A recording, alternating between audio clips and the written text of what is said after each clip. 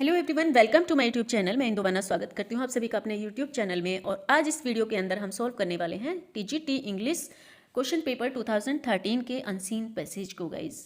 इससे पहले मैं अनसीन पैसेज पर 3 वीडियोस ऑलरेडी बना चुकी हूँ गाइज। वहाँ पर मैंने आपको डिटेल में बताया है कि अनसीन पैसेज होते क्या हैं, कॉम्प्रिहेंशन होते क्या हैं और एग्जाम में उन्हें क्यों पूछा जाता है, उनकी इंपॉर्टेंस क्या है एग्जाम के अंदर। तो उन वीडियोज़ को आप ज़रूर देख लीजिएगा, ठीक है। डिस्क्रिप्शन बॉक्स में जाके चेक करके उन वीडियोज़ को जरूर देख लीजिएगा, क्योंकि ये बहुत बहुत बेनिफिशियल हो सकते हैं आपके एग्जाम के पॉइंट ऑफ व्यू से। क्योंकि यहाँ से हमें बहुत सारे क्वेश्चन मिल जाते हैं अगर हमें एक प्रॉपर वे आ जाता है अनसीन पैसेज को सॉल्व करने का गाइस, तो यहाँ से हमें कंप्लीट पूरे नंबर मिल जाते हैं। ओके, तो चलिए इस पैसेज को भी हम सॉल्व कर लेते हैं। और सबसे पहले हमें इसे सॉल्व करने के लिए इसे हिंदी में जान लेना बहुत ज़रूरी होगा। अगर हम इंग्लिश टू इंग्लिश समझ सकते हैं तो इससे बढ़िया कुछ है नहीं, लेकिन अगर हमें इंग्लिश टू इंग्लिश नहीं आता है समझना, तो हमें हिंदी में इसे समझ लेना बहुत ज़रूरी है, ताकि हम इसके सभी क्वेश्चंस का आंसर ईजिली कर सकें। अनसीन पैसेज के अंदर हमारे आईक्यू लेवल को चेक किया जाता है गाइस, ठीक है। और ये कॉमन सेंस पर भी आधारित होते हैं। अगर कॉमन सेंस यहाँ पर देखा जाता है कि हमारा कॉमन सेंस कितना है, किस तरीके से काम करता है, ठीक है। चलिए सबसे पहले समझ लेते हैं इसका हिंदी में हम अर्थ, ठीक है। Human obligation I mean the ability to behave in a reasonable वे।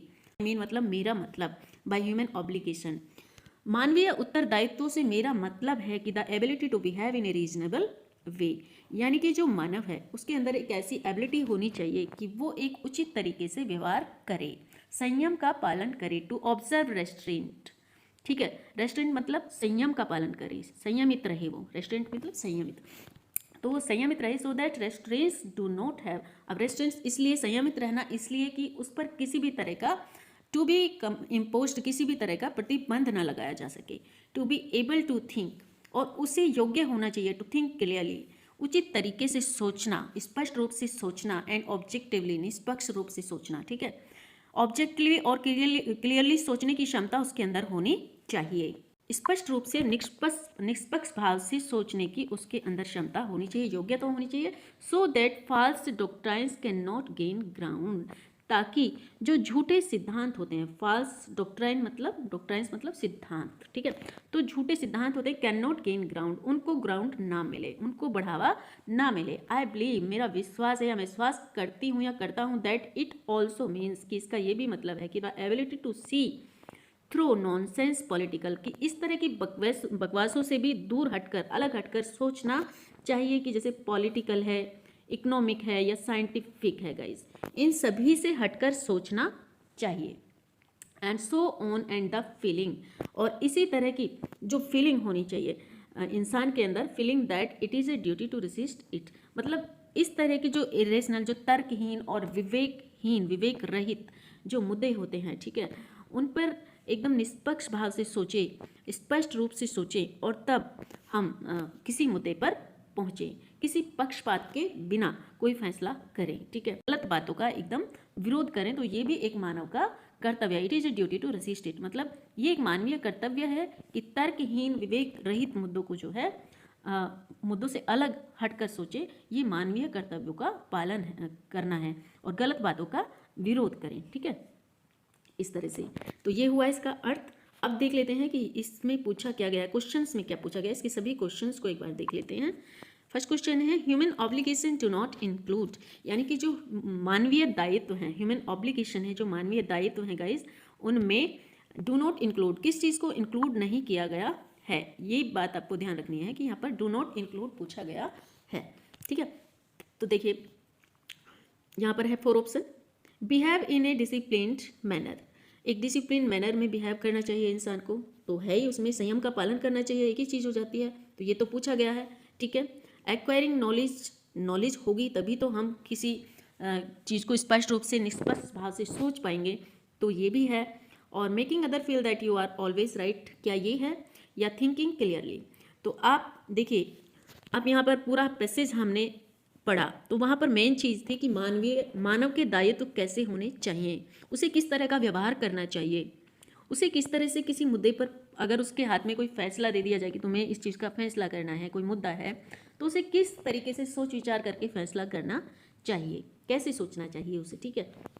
तो यहाँ पर वो ये तो नहीं कह रहा कि making other feel that you are always right, कि आप बिल्कुल हमेशा सही होते हैं, आप दूसरों को ये फील कराएंगे तो ये तो इसके अंदर कहीं नहीं है, तो यही इसका राइट हो जाता है। ऑप्शन नंबर सी इसका यहाँ पर राइट हो जाता है। हमारा आंसर है option number C, making other feel that you are always right. दूसरों को ये फील नहीं कराना है कि हमेशा आप सही हैं, आप सही होते हैं, तो उसमें फील कराने की ज़रूरत ही नहीं है। ठीक है, चलिए नेक्स्ट क्वेश्चन पर चलते हैं।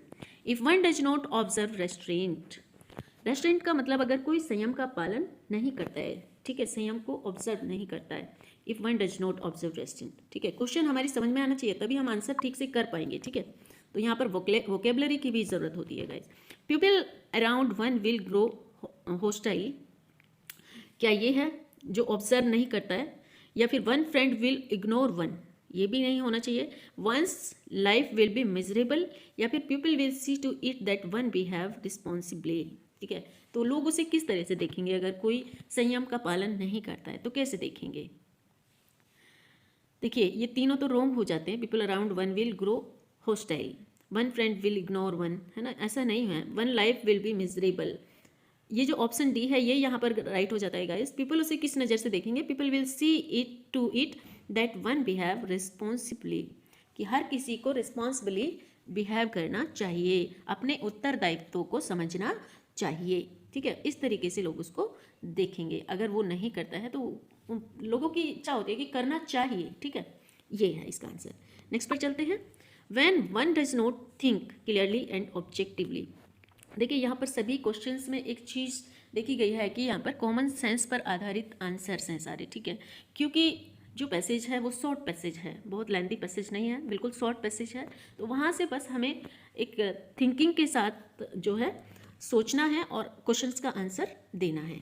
सही तरीके से हमें सोचना है, जो पैसेज में दिया गया है वही हमें भी करना है, कि सही तरीके से सोच करके हमें आंसर देना है।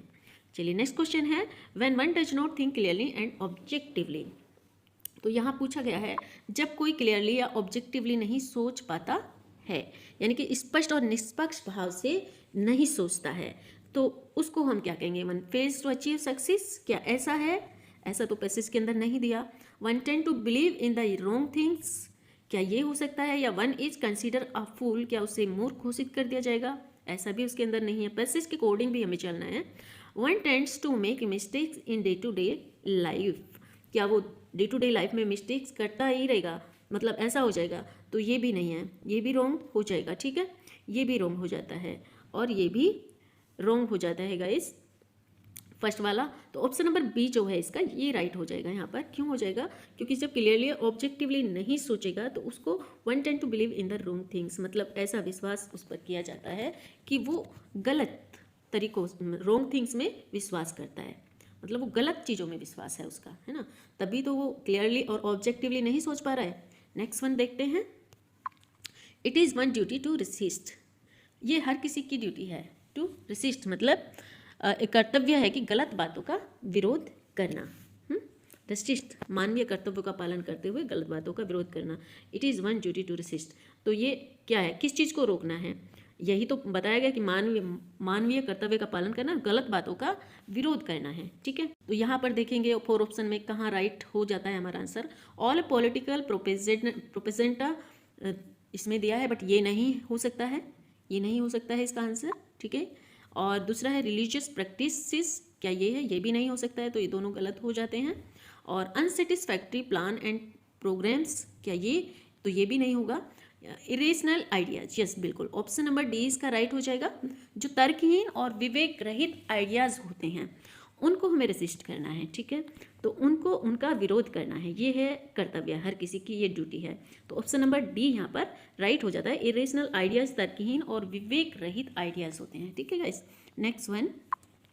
इन the passage the author is primarily concerned with, passage में ऑथर जो है वो किससे कंसर्न करना चाहता है, मतलब कहना क्या चाहता है, पैसेज के माध्यम से वो समझाना क्या चाहता है, इसमें हमें ढूंढना है वो आंसर। ये ऑप्शन 4 है यहाँ पर, तो देखेंगे मोरल कंडक्ट को समझाना चाहता है क्या? नहीं। A human approach to our problem, क्या ये राइट होगा?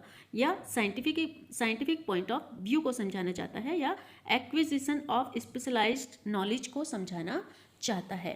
क्या समझाना चाहता है तो बताइए। तो गाइज यहाँ पर जो राइटर हमें समझाना चाहता है, जो ऑथर समझाना चाहता है, एक प्रॉब्लम सॉल्विंग प्रोसेस को समझाना चाहता है कि कोई प्रॉब्लम हमारे सामने है तो उसको हम किस तरह से स्पष्ट और निष्पक्ष भाव से सोचकर एक सही मुद्दे पर पहुंच सकते हैं, ठीक है।